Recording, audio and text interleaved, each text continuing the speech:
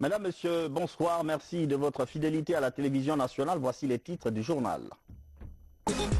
Au sommaire de cette rétrospective du mois de mars, l'émission à l'intérieur du pays pour expliquer le PNDS aux Guinéens, plus de 600 projets à financer dans les secteurs d'activité et une invitée exceptionnelle tout à l'heure pour faire le point. Le réseau routier guinéen se porte bien. De grands travaux se poursuivent à Conakry et dans l'arrière-pays sur les routes nationales et les voiries. Des explications à suivre dans cette édition. À suivre aussi cette histoire qui a mis en colère toute la République, l'interpellation d'un imposteur qui a abusé de plusieurs femmes en quête désespérée d'enfants. Un reportage de grand format de Alpha Isiagaba pour la politique. Mesdames et messieurs, bonsoir et merci de votre fidélité à la télévision nationale. Bienvenue dans ce magazine du mois de mars. Il aura été sur tous les fronts ce mois. Le calendrier du président Alpha Condé était extrêmement chargé entre activités liées à sa fonction de chef d'État et obligations sociales. Le président de la République a surtout été aux côtés des femmes ce mois. Après la célébration du 8 mars, il a multiplié des rencontres avec les couches féminines. Le président Alpha Condé en mars 2019, c'est avec Sanassi Keita. Ce registre du mois de mars du professeur Alpha Condé qui s'écoule a été marqué surtout par 4 événements majeurs entre les autorités guinéennes et les responsables de la SFI, Société financière internationale. Tout commence d'abord par cette audience que le chef de l'État a accordée au directeur général de la SFI. Ces discussions entre professeur Alpha Condé et Philippe Lehouérou ont porté sur le renforcement de la coopération entre la Guinée et cette grande organisation du groupe de la Banque mondiale, dédiée surtout au secteur privé.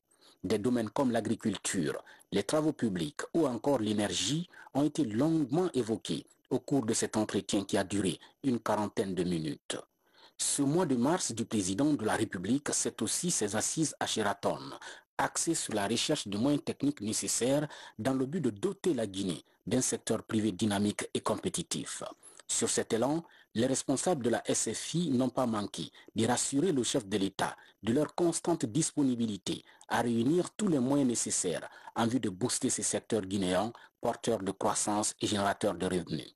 Dans cette trajectoire, le président Alpha Condé a remercié toutes ces personnalités de la SFI pour leur volonté sans cesse exprimée en faveur non seulement du soutien au secteur privé, mais également aux nombreux projets de développement du gouvernement, à l'image de l'énergie, secteur dans lequel le chef de l'État a fourni d'importants efforts financiers pour améliorer considérablement la desserte. D'où cette visite sur les sites de Caleta et Swapeti. Le chef de l'État et le directeur général de la Société financière internationale ont entamé leur visite par le barrage hydroélectrique de Swapeti, en pleine construction. C'est une infrastructure hydroélectrique d'une capacité de 450 MW qui doit être remise aux autorités guinéennes par le génie créateur chinois, Trois Gorges, en 2020. Le chef de l'État et son hôte de marque se sont également rendus à Caleta. Là, le chef de l'État et le directeur général de la SFI ont visité toutes les installations de ce barrage d'une capacité de 240 MW pour comprendre son mode de fonctionnement. Le patron de la SFI s'est surtout félicité du travail abattu par le président Alpha Condé dans le domaine de l'énergie afin d'industrialiser le pays. Une vision que le directeur général de la SFI a promis d'appuyer pour répondre favorablement aux aspirations des Guinéens dans le secteur de l'énergie, pour amener surtout plusieurs entreprises à s'implanter dans le pays. Le mois de mars du président de la République, c'est également l'inauguration de ce premier tribunal de commerce de Guinée pour l'amélioration du climat des affaires. Il a été réalisé avec l'appui de la Société financière internationale.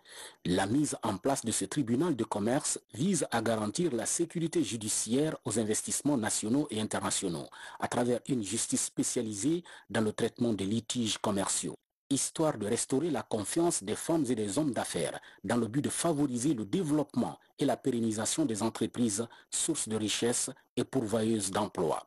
Une réforme judiciaire voulue par le président de la République et saluée par toutes les personnalités présentes. Le président de la République a ainsi appelé l'ensemble des juges à dire rien que le droit pour davantage favoriser le développement des activités économiques tout en rassurant les hommes d'affaires à s'intéresser à la Guinée. Au cours de ce mois de mars, le président Alpha Condé a présidé la remise officielle des équipements de ramassage et de collecte des ordures ménagères aux autorités guinéennes par la société Al Bayrak. Des équipements composés de camions calabraises, de bennes, de nettoyeurs et de bacs à ordures. Une manière pour cette grande société turque de contribuer à l'assainissement de la ville de Conakry. À l'Université générale Lansana Conté de Symphonia, étudiants, enseignants et autres personnalités sont venus massivement pour réserver un accueil chaleureux au chef de l'État. Une occasion mise à profit par les responsables universitaires de décerner au professeur Alpha Condé le titre de docteur honoris causa de l'Université générale Lansana Conté de Symphonia.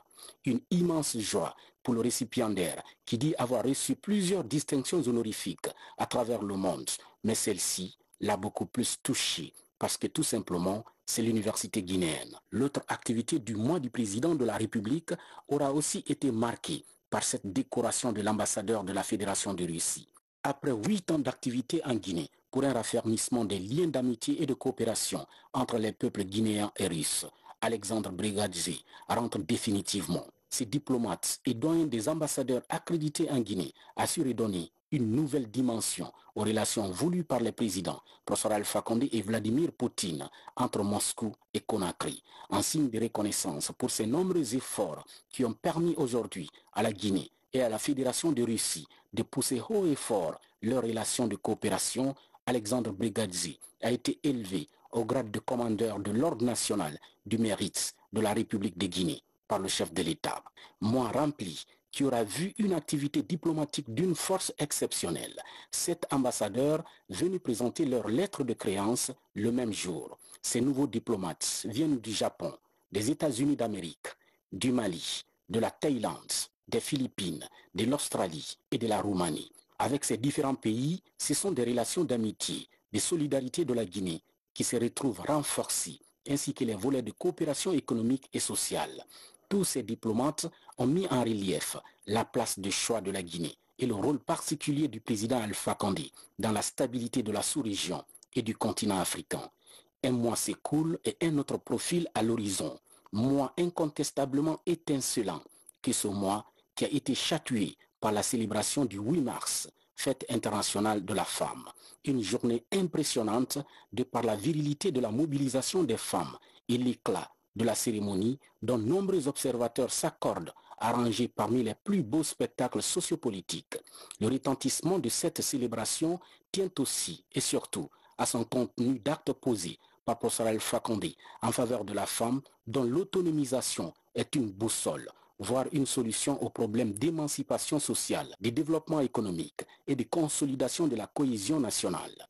Le mois du président, c'est aussi la visite du professeur Alpha Condé au port autonome de Conakry, où les femmes professionnelles des activités portuaires et maritimes lui ont rendu de vibrants hommages. Hommage des femmes à Alpha Condé, qui, en plus d'être leur défenseur, est aussi leur promoteur. Le port est au centre des préoccupations du chef de l'État pour 2 raisons principales. Premièrement, il constitue un organe vital de l'économie nationale et deuxièmement, il symbolise aujourd'hui la réussite de la politique du chef de l'État, professeur Alpha Condé, en matière surtout d'équité et de parité. Ce mois de mars 2019 du président de la République, c'est aussi et surtout cette première édition du Salon des entrepreneurs de Guinée. 140 jeunes porteurs de projets et entrepreneurs venus en nombre de 20 dans chacune des régions administratives du pays et plusieurs autres de Conakry prennent part à ces assises.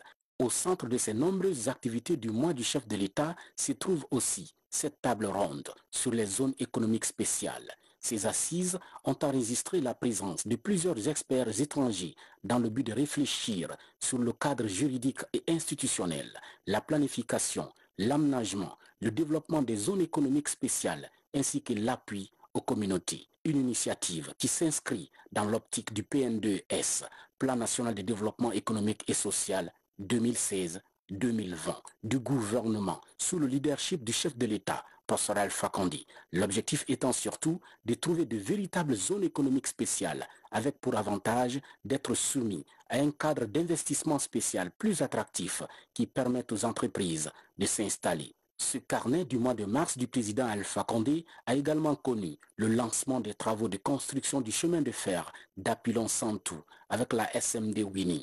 La bauxite sera évacuée par ce chemin de fer d'une longueur de 135 km. Cette ligne ferroviaire va relier les zones minières de Santou et de Ouda, préfecture de Télémélé, au terminal fluvial de Dapilon, préfecture de Boki. Il nécessitera la construction de 23 ponts, 2 tunnels et 6 gares pour un investissement total d'1,2 milliard de dollars américains. Le début des opérations d'évacuation de la bauxite sur ce chemin de fer qui va dans les jours à venir être mis dans le réseau national pour le transport des marchandises conventionnelles et des passagers est prévu pour 2022. Ce mois de mars, dense et rythmé par de nombreuses activités du chef de l'État, a été clôturé par cette cérémonie d'inauguration de la Chambre régionale de commerce, d'industrie et d'artisanat de Boki, une première depuis l'indépendance du pays. À travers cet édifice, le président de la République a promis de soutenir davantage les femmes et les jeunes dans leurs différentes activités de développement socio-économique en vue de leur plein épanouissement. Après validation par les partenaires, la Guinée n'attendait plus que la mise en musique du PNDES, Plan national de développement économique et social. L'autre enjeu d'ordre national, c'est de dire aux Guinéens lambda ce que c'est que ce programme et en quoi il est concerné par sa réussite, d'où ses missions d'explication dans le pays. Reportage Maïmouna Bella Diallo, c'est Arsouma. Validée en 2017, l'appropriation du contenu du Plan national de développement économique et social 2016-2020 est l'une des priorités du gouvernement guinéen. Une campagne de vulgarisation du PNDES vient de s'étendre sur toutes les régions administratives du pays. L'initiative est du ministère du Plan et du Développement économique qui s'inscrit dans la vision Guinée 2040. En 2 semaines, le PNDES est largement partagé entre les experts, les élus locaux et les étudiants. On a compris en fait, et les participants, c'est surtout les participants qui ont compris, qu'ils étaient dans la dynamique du PNDES, qu'il y a d'importantes actions qui sont en train d'être menées sur le terrain, dont ils n'arrivaient pas à faire le lien avec le plan national de développement économique et social. À travers le programme national d'investissement, ils se sont rendus compte en fait que, effectivement, le plan national de développement économique et social est en cours d'exécution depuis 2016. Les autorités locales adhèrent à l'esprit du PNDES et pour cause, la pertinence et les résultats produits par le document. À leur tour, l'engagement est pris pour faire intéresser les populations. Nous comptons organiser un forum où nous allons faire l'exposé du programme de développement local. Et toutes ces questions-là seront traitées et puis avoir aussi un programme de développement local concerté et consensuel par l'ensemble des acteurs de développement de la localité, de la collectivité de la baie. Au même moment, chaque commune s'investit dans l'élaboration du plan de développement local. Ce document sera assorti d'un plan annuel d'investissement et toutes les actions de développement local doivent être alignées au PNDES. Pour l'année 2019, il est prévu que chaque commune réalise un programme annuel d'investissement basé sur le financement de l'ANAFIC. Et déjà, il y a des lettres d'intention de financement qui sont arrivées dans toutes les communes, dans les 36 communes. Ça dépasse le milliard pour chaque commune. Sur les 14 milliards de dollars pour la mise en œuvre du PNDES, le gouvernement a déjà mobilisé 3,5 milliards de dollars, soit 25% du montant global. Ce fonds a permis d'entreprendre 267 projets sur 675 au total. Pendant ce temps, les intentions de financement continuent de nourrir les espoirs pour les 408 projets restants. Et lorsque tout cela se dessinait à Paris, un département était au cœur de toutes les attentions. Il s'agit bien évidemment du ministère du Plan, dirigé par vous, Madame Kani Diallo. Bonsoir. Je rappelle donc que vous êtes la chef des départements et que vous étiez à Paris lorsque tout cela s'est décidé. Vous aviez présenté un programme ambitieux, un programme très ambitieux, mais un programme validé par tous les partenaires. Et comme le disait ce reportage et bien d'autres que nous avons passés au cours de ce mois, il y a eu des missions à l'intérieur du pays. C'est comme s'il y avait un besoin de l'onction du peuple. Quel est l'effet recherché? En fait, ce processus, cette démarche s'inscrit dans le processus normal de planification, programmation, budgétisation, suivi, évaluation. C'est un mécanisme très huilé et qui est un mécanisme standard. Il fallait passer par toutes les procédures pour pouvoir assurer une bonne compréhension du plan.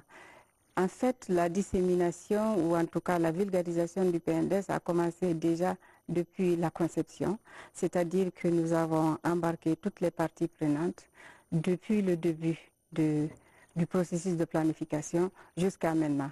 Et le timing était choisi pour profiter de la mise en place des structures locales, l'installation de nouveaux maires, pour ramener la compréhension au niveau local, pour que les gens puissent s'approprier du plan au niveau le plus décentralisé. Et comme vous savez, la théorie du développement veut que l'on dise que le développement, ça commence à la base. Dans le PNDS, le processus est décliné jusqu'au niveau de la base, mais il fallait aller sur le terrain pour échanger avec surtout les nouveaux élus, pour leur faire comprendre quel est le mécanisme qui va être emprunté pour pouvoir avoir une bonne compréhension et surtout avoir le même niveau de compréhension au niveau du PNDS. Vous parliez tout à l'heure de timing, c'est important. On parle d'un programme qui va de 2016 à 2020. Au-delà de 2020, qu'est-ce qu'il y a? Est-ce que le programme va s'arrêter? C'est qu'il faut comprendre que le processus de planification, ça s'étend sur le temps et il n'y a pas une période découpée. Ce que nous avons voulu faire, c'est de prendre la vision de Monsieur le Président de la République, qui est la vision 2040, et la découper en plans successifs. Donc, le premier plan, c'est le PNDS 2016-2020, qui va continuer après avec le deuxième plan, mais il n'est pas dit qu'on fait une phase, on s'arrête et on recommence avec l'autre. On bâtit sur l'existant et le processus doit être continu. Le financement des projets, vous savez, ça se fait dans le temps. Ce n'est pas au moment de la signature que le projet se réalise, mais plutôt c'est un processus normal.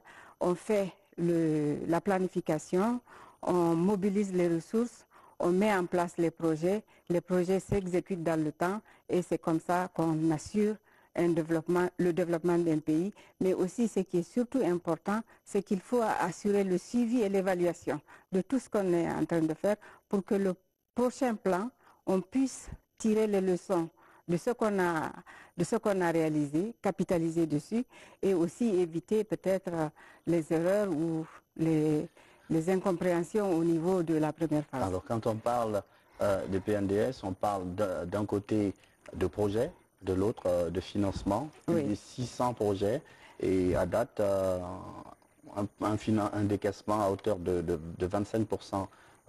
Ça va, on n'est pas en retard? Non, en fait, ce qu'il faut comprendre, c'est que nous n'avons pas attendu le groupe consultatif pour commencer le financement du plan. Comme je vous l'ai dit plus tôt, c'est un processus continu. Et donc, depuis 2016, on a enregistré un certain nombre de financements. Et d'ailleurs, je suis heureuse d'annoncer que la mobilisation des financements annoncés à Paris, surtout avec nos partenaires, les principaux partenaires qui sont les banques de développement, nous avons même dépassé l'espoir qu'on avait. Parce que vous savez, c'est bien de mobiliser les ressources, mais il faut aussi s'assurer que les projets s'exécutent sur le terrain. Pour ce qui est de la Banque mondiale, par exemple, il y a eu une annonce de 1,5 milliard. La Banque africaine de développement, 1 milliard. La BID, c'est la même chose. Mais ce qui est important, c'est qu'au jour d'aujourd'hui, on a financé, on a signé des accords pour plus de 3 milliards. 3 milliards 5 entre 2016 et 2019 pour ce qui est le secteur public. Et le secteur privé, on est à peu près à 3 milliards 9. Donc si vous faites le total, il y a eu des accords signés pour plus de 7 milliards, exactement 7 milliards 400. C'est du jamais vu en Guinée. Vous parliez justement tout à l'heure de la BAD, la Banque africaine de développement, où il est attendu 1 milliard, c'est bien ça. Oui. On nous apprend que la BAD déjà mobilisé 100 millions de dollars et il y a aussi toute cette mobilisation accrue liée au NIFP. Vous étiez d'ailleurs présente au lancement du NIFP, plus de 700 milliards de francs guinéens mobilisés à date. C'est un reportage de Maurice Sidibé que l'on va suivre et il en revient juste après. Mars a apporté à l'économie guinéenne sa part de bouffées d'oxygène. Au siège de la Banque africaine de développement, où le chef de gouvernement s'est rendu, 110 millions de dollars sont obtenus pour soutenir des projets porteurs de croissance. Ça veut dire que notre objectif d'atteindre 2% du PIB à redistribuer pour l'inclusion économique et sociale, notre objectif en termes de financement est atteint. En plus de l'apport extérieur, la Guinée compte également sur ses capacités de mobilisation des recettes intérieures. La régulation fiscale déclenchée fait mouche. En 51 jours, 631 milliards de francs guinéens sont mobilisés à 2 semaines de la fin de la date butoir des enregistrements des sociétés et entreprises. 3 889 NIF permanents ont été attribués. Les marges de progression sont encore énormes. Environ 10 000 autres opérateurs sont attendus pour régulariser leur situation fiscale. Le délai a été prolongé pour le 31 mars. Passé ce délai, aucun opérateur économique ne peut ni exporter, ni importer.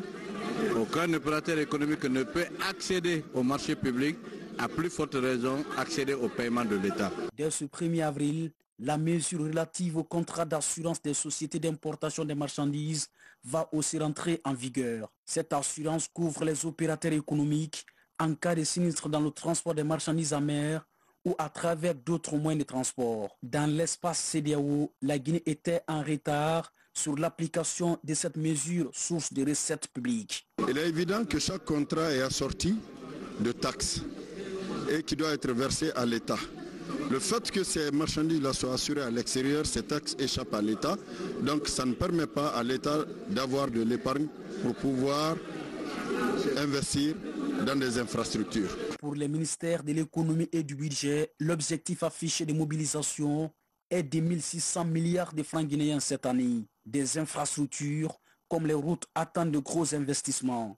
Avec les acteurs économiques, le gouvernement n'a pas hésité d'engager l'émission d'emprunts obligataires. C'est cela qui permettra d'atteindre, sinon de dépasser, l'objectif que nous nous sommes fixés. Pour une économie robuste et inclusive, la Guinée active tous les leviers nécessaires. Élargissement de l'assiette fiscale, réduction de la déperdition financière, mais également encouragement à l'investissement étranger, comme ici à New Delhi, où le Premier ministre a pris part à ce forum Inde-Afrique. La Guinée était à l'honneur avec l'amélioration de son climat d'affaires.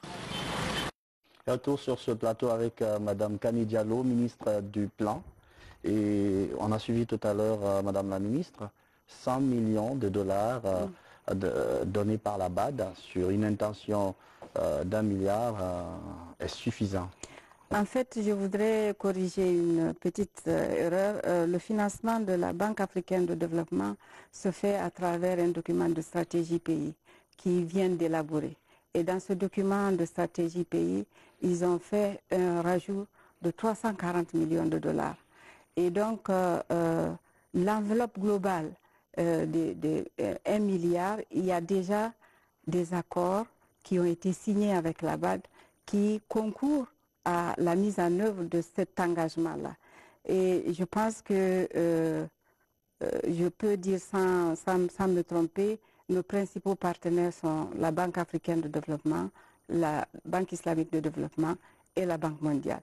Et cela se fait à travers une programmation triennale.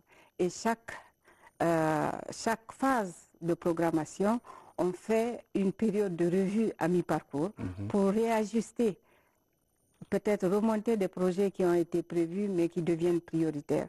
Et je pense que ce qui est fondamental, c'est de savoir que d'abord, on a un accompagnement sûr, on a un accompagnement bien programmé, bien ficelé. Ça ne se fait pas par à coup, ça se fait de façon rationnelle et structurée.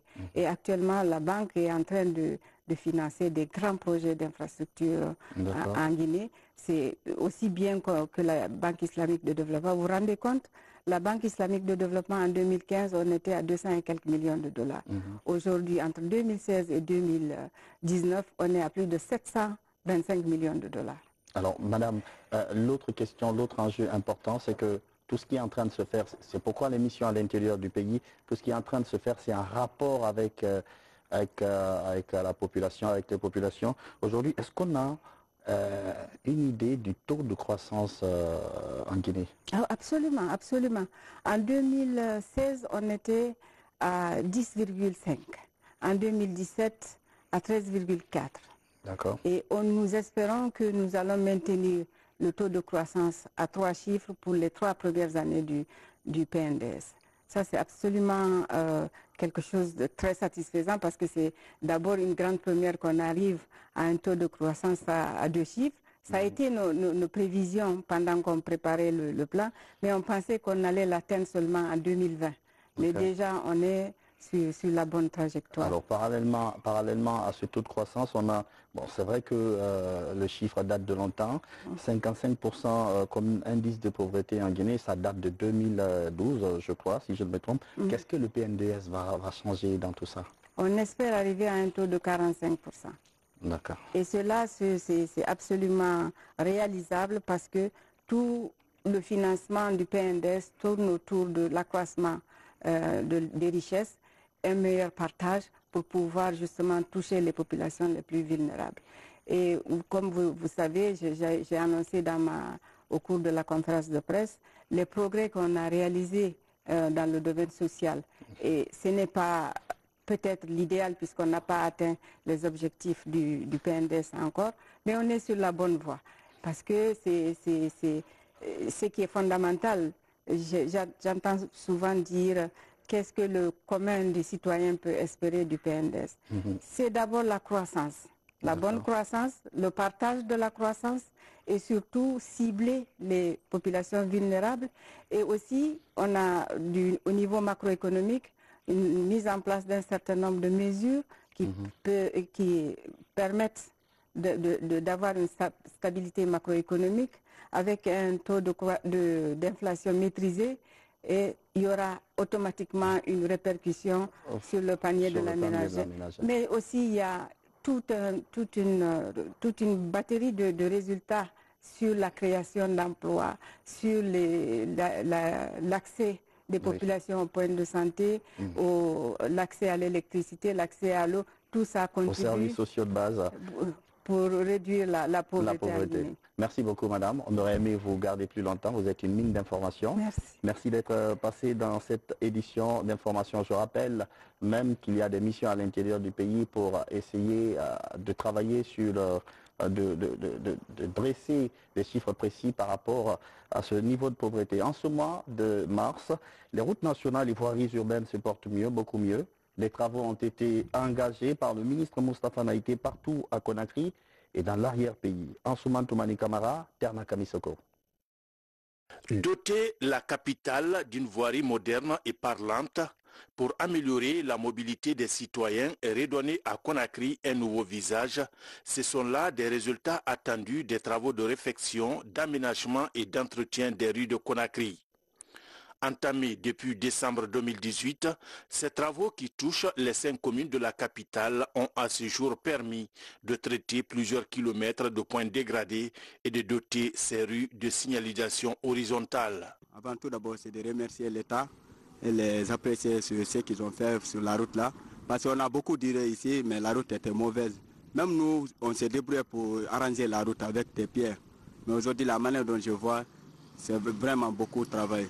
Au compte du même programme, le ministère des Travaux publics poursuit la confection et la pose des dalles sur les caniveaux curés. Du pont 8 novembre jusqu'au kilomètre 36, ça c'est un. Deuxièmement, vous avez la route Amdalaï-Symphonia.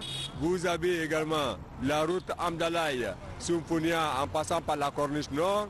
Vous avez toutes les transversales. Parallèlement, des murets sont élevés dans les marchés situés aux abords des grandes circulations. L'ambition est de libérer les emprises de la route et de sécuriser les citoyens. Le ministre Naïté a dans cet exercice de communication gouvernementale étalé toutes les réalisations et programmations de la Troisième République dans l'amélioration de l'état du réseau routier guinéen qui absorbe à ce jour les 90% du trafic national.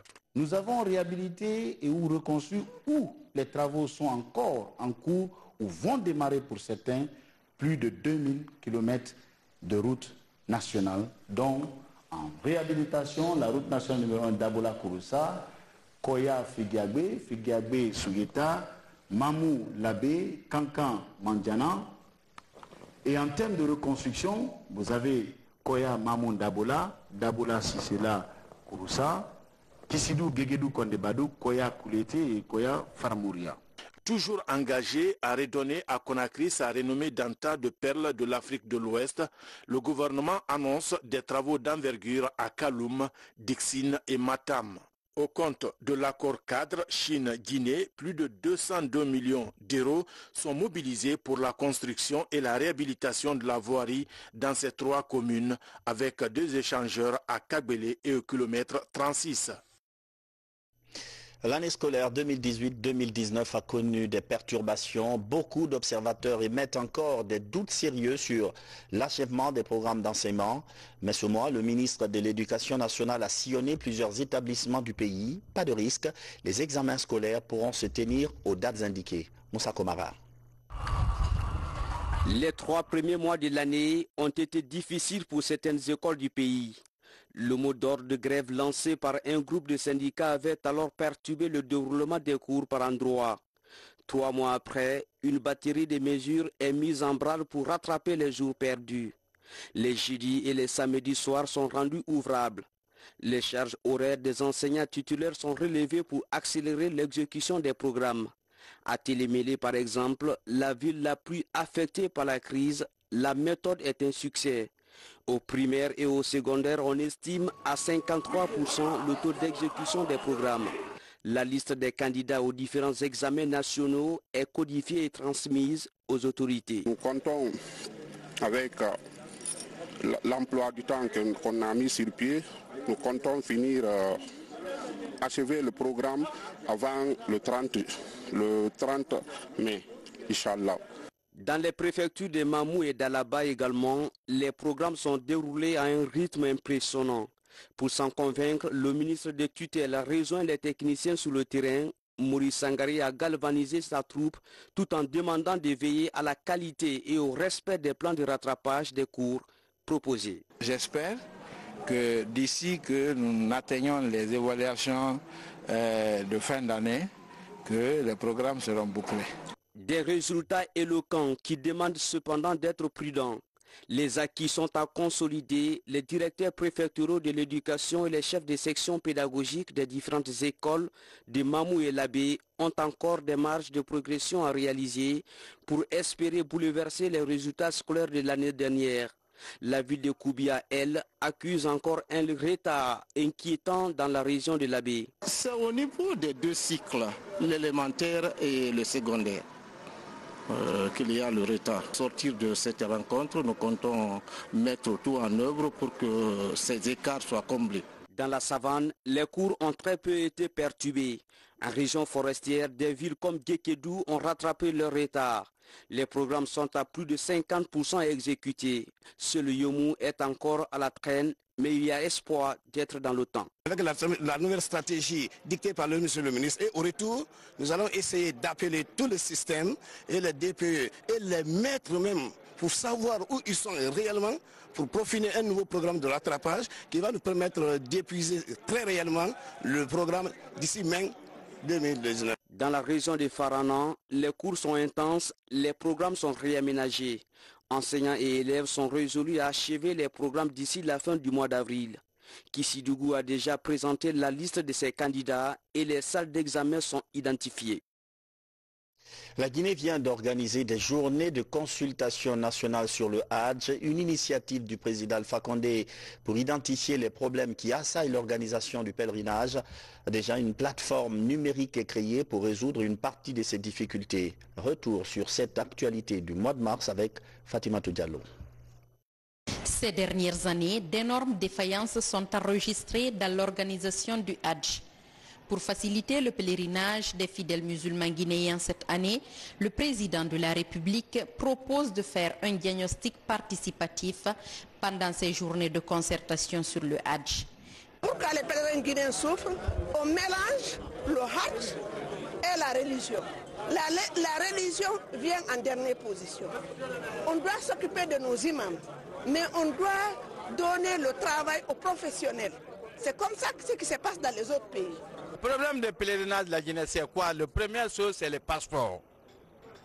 Si on dit tous les passeports travailler à Conakry, donc ça fatigue les gens. Même si ça trouve que tu as payé tous les frais de pèlerinage. Mais si tu n'as pas les transports, si tu n'as pas les passeports, tu ne peux pas avoir le visa. À quelques mois du processus, l'avionneur n'est pas recruté et le coût unitaire n'est pas fixé. Avec ce retard accusé cette année encore, les autorités à tous les niveaux s'activent pour éviter les dysfonctionnements dans l'organisation. Cette année, pour la question de programmation, le président l'a dit tout à l'heure que les gens viennent attendre, ils ne savent pas quel jour ils doivent partir, c'est d'arriver à émettre des billets. On arrive à l'émission de billets. Un candidat pèlerin, lorsque tout le processus est terminé, il a le visa dans son passeport, on envoie automatiquement son passeport chez l'avionneur pour qu'il émette un billet. Et dans le billet, son jour de départ est connu, l'heure du décollage est connue, ainsi que le retour. 15 recommandations sont issues de ces 3 jours d'intenses travaux. Résultat des débats sans tabou initiés par le président de la République et pilotés par une commission interministérielle pour une meilleure organisation du Hadj en Guinée. Les discussions ont noté avec insistance le choix à bonne date du transporteur aérien, envisager un accord sur la gestion pluriannuelle des conventions avec l'avionneur, l'augmentation du nombre et la professionnalisation des guides. Pour le Hadj 2019, le délai de rigueur pour la publication du nom du transporteur aérien a été fixé au lundi 25 mars 2019. Il est aussi plus important que les résolutions issues de ces journées soient effectivement appliquées. Sinon, nous serons réunis pratiquement pour rien. Pour le Hadj 2019, les nouvelles technologies de l'information et de la communication seront mises à contribution avec de nouvelles dispositions. Mais aussi, toutes les imperfections seront mises à nu pour permettre aux pèlerins guinéens de bénéficier de tout le confort lié au voyage sur les lieux saints de l'islam. La RTG rend un ultime hommage aux dames de Guinée avant l'achèvement de ce mois de mars qui est le vôtre. Pendant ces 31 jours, vous avez entrepris beaucoup d'activités accélérant la marche pour l'autonomisation. Et comme d'habitude, vous avez été les premières à vous lever et les dernières à vous coucher. N'est-ce pas, Kerna Ousmane Diallo? Le 8 mars dernier, à l'occasion de la fête internationale des femmes, elles étaient des centaines réunies sur l'esplanade du Palais du Peuple pour réaffirmer leur volonté à œuvrer pour l'émancipation socio-économique de la Guinéenne. Une célébration placée sous le signe de l'autonomisation en Guinée par le gouvernement et pour lier le geste à la parole, un programme phare est lancé. Le PAF, programme d'appui à l'autonomisation des femmes, est mis en marche avec 15 millions de dollars pour accompagner 6 000 filles et femmes. Un projet inscrit dans les initiatives présidentielles en partenariat avec la Banque islamique de développement et le PNUD pour accélérer la marche en faveur de l'autonomisation de la gente féminine. C'est bon pour nous les femmes. Surtout, c'est nous qui faisons tout pour nos enfants, pour nos maris. Donc vraiment, si notre président de la République, professeur Alpha Condé, aujourd'hui, s'il fait ça pour nous les femmes, c'est quelque chose de bien pour nous. Mise au cœur des politiques de développement depuis 2011, les femmes ont bénéficié de plus de 100 milliards de francs guinéens à travers les structures de microcrédit, notamment les mutuelles financières des femmes africaines et les mutuelles communautaires de croissance. Le nouveau programme lancé en mars aura le mérite de renforcer la formation des femmes et l'équipement des centres dédiés à cet effet à travers le pays. Nous avons commencé l'identification dans dans la Guinée profonde, parce que vous savez, les personnes les plus touchées par cette pauvreté, ce sont les femmes, surtout qui sont à la base. Nous allons les former, parce que de toutes les façons, donner de l'équipement ou bien de l'argent aux femmes sans les former, je pense que c'est quelque chose qui peut vouer à l'échec. Vous formez les femmes, vous les accompagnez. Une fois qu'elles sont formées, elles savent ce à quoi elles doivent s'atteler. Donc ça peut apporter vraiment du résultat. L'autonomisation des femmes est perçue comme un réel moyen de lutter contre la pauvreté et renforcer la résilience des ménages. Les politiques mises en œuvre ont ainsi permis de susciter l'éveil de conscience. Partout dans le pays, les femmes s'associent de plus en plus, forment des groupements et mènent des activités génératrices de revenus à l'image de ce groupement de femmes évoluant dans la région de Boké. C'est pour lutter contre la pauvreté et contre la délinquance des enfants aussi. Parce que si la famille n'a rien, les enfants, même ton propre fils ne peut pas te croire.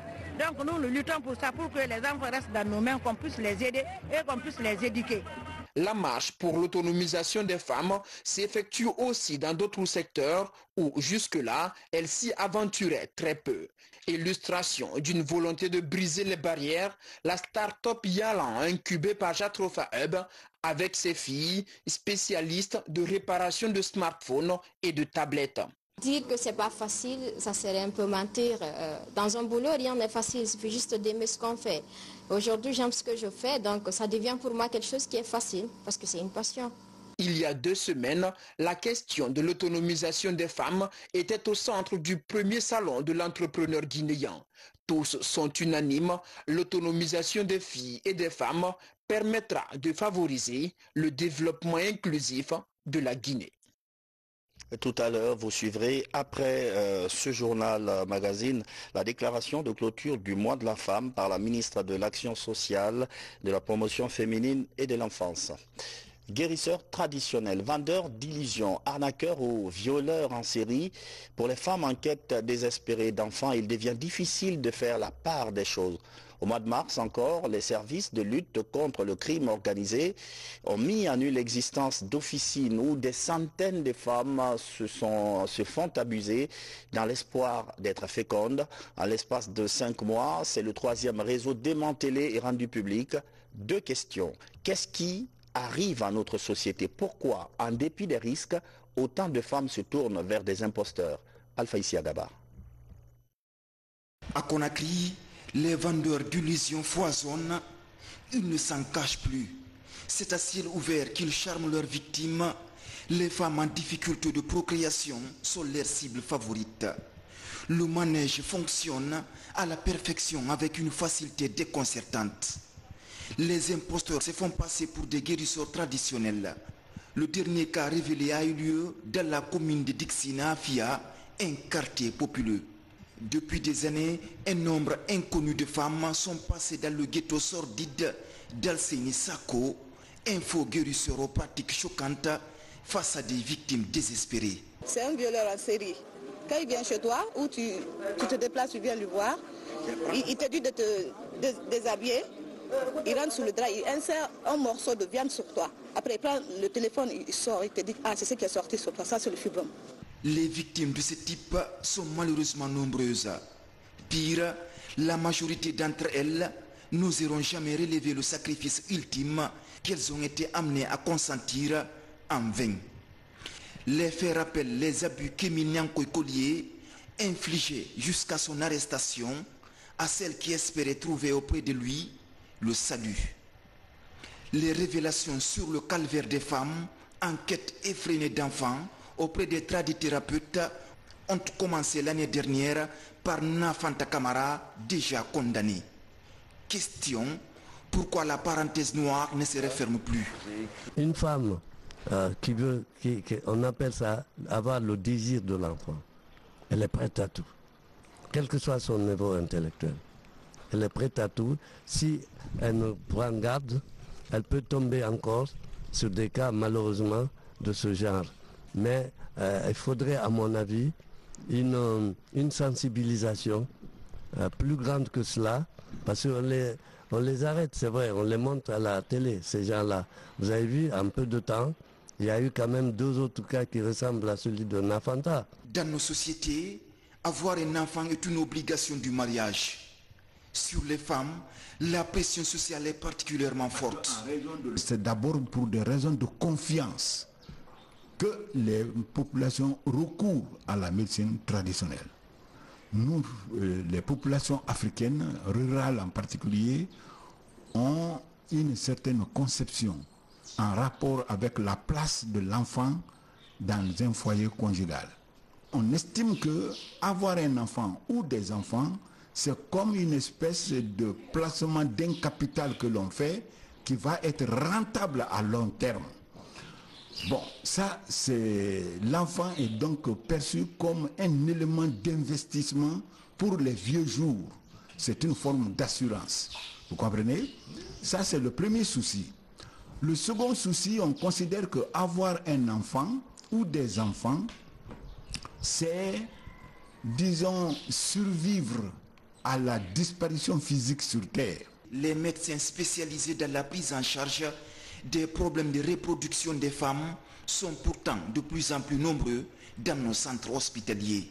Mais leur voix ne porte pas dans la mise en garde contre la médecine traditionnelle. Les risques de perturbation de la maternité sont élevés. C'est vraiment un problème de santé publique.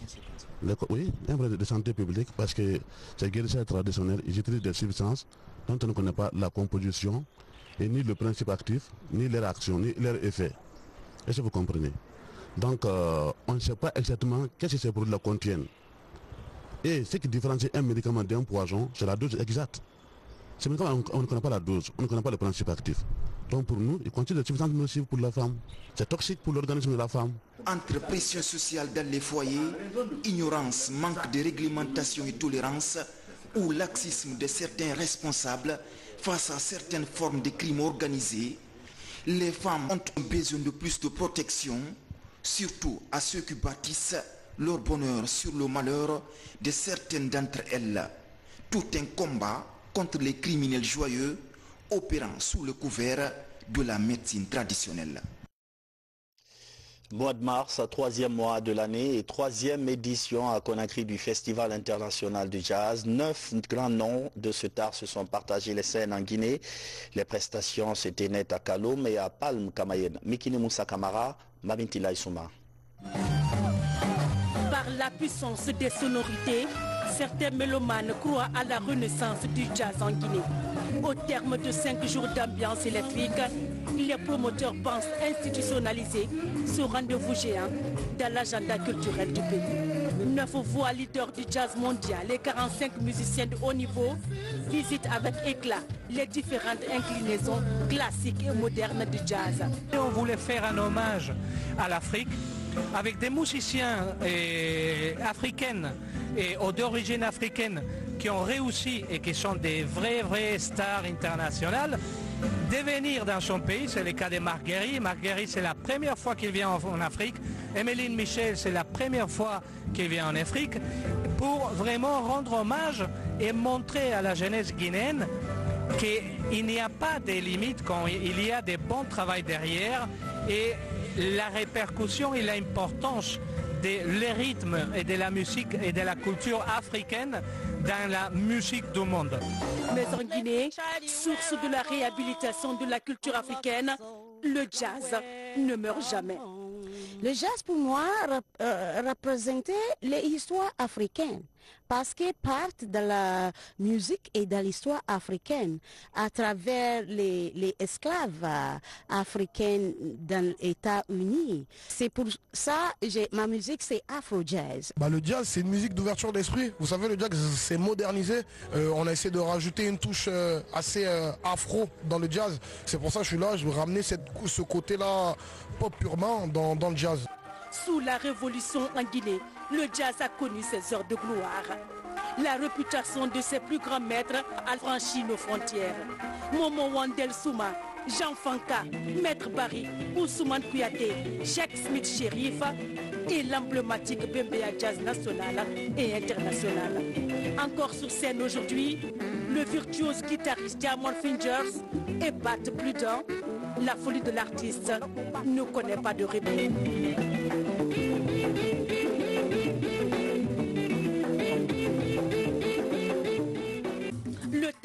pourtant ses effets.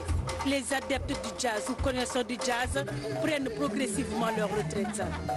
Bousculé par l'âge et l'évolution du monde, mais comme un patrimoine, le jazz, partie intégrante de l'histoire des peuples noirs, est conservé pour